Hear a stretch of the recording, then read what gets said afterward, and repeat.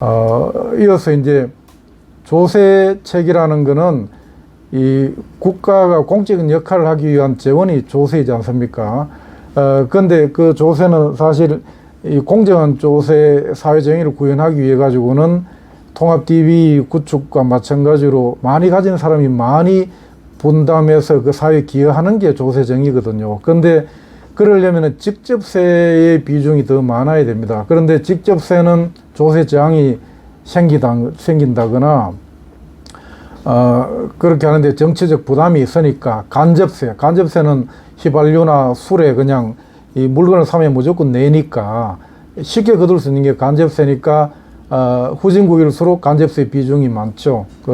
우리는 지금 그나마 직접세 비중이 좀 많아졌는데도 불구하고 아직도 4대 직접세 4, 간접세 6 정도로 그렇게 되어 있기 때문에 직접세 비중을 더 늘려야 됩니다. 늘려서 사회 정의를 강화하는 그런 조세 체계가 필요하다는 말씀을 드립니다.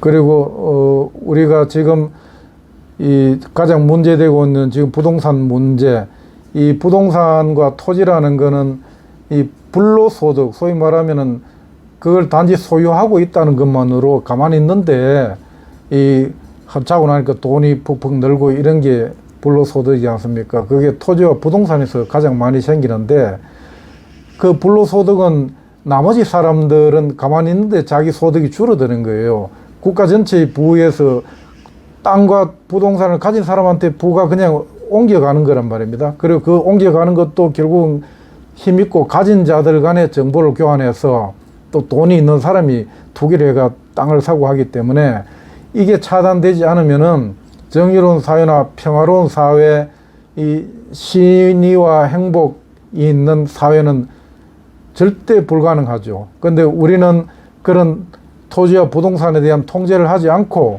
오히려 가진 자들이 소위 말해가 힘있고 권력을 가진 국회의원의 고위공직자 그리고 재벌 내지는 이 자본을 많이 갖고 있는 사람들끼리 야합 결탁을 해서 부동산 투기를 가능하게 마구 부추기는 사회 시스템을 거의 한 70년 해왔다고 봐야 되죠. 그러다 보니까 지금 현재의 모습이 어떻습니까?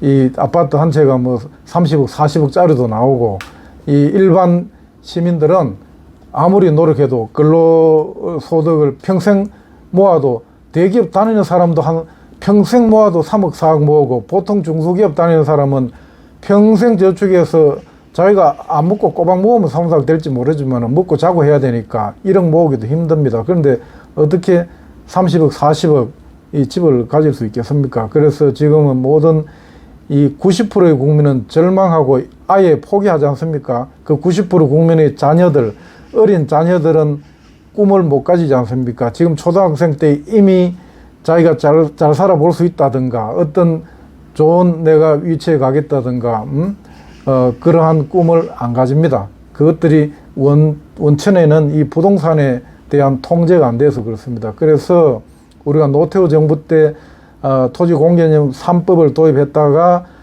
기득권들 보수 가진 자들이 헌법소원을 통해서 반란을 일으키고 사법관들 특히 헌재 재판관 이런 사람들이 다 가진 자들이고 보수적인 사람들이니까 그걸 위헌이라고 판결을 해버리는 바람에 김영삼 정부 때 위헌이 됐죠. 그리고 그 후에는 다시는 이 토지공개념 3법에 대한 논의조차 안 한단 말입니다. 왜냐하면 가진 자들이 점점 계급 간의 차이가 나면서 양극화되면서 그 가진 자들이 천국이 됐으니까 자기들은 답답할 게 하나도 없는 거죠. 그런데 90%의 국민은 힘도 없고 정보력도 없고 당장 먹고 살기 급급하니까 이런 운동도 할 능력이 여유가 없는 거예요. 그리고 또 저항할 가장 중요한 거는 이게 잘못됐다는 생각도 못하는 게 문제입니다. 그러한 상태에 우리가 처참한 상태에 있다.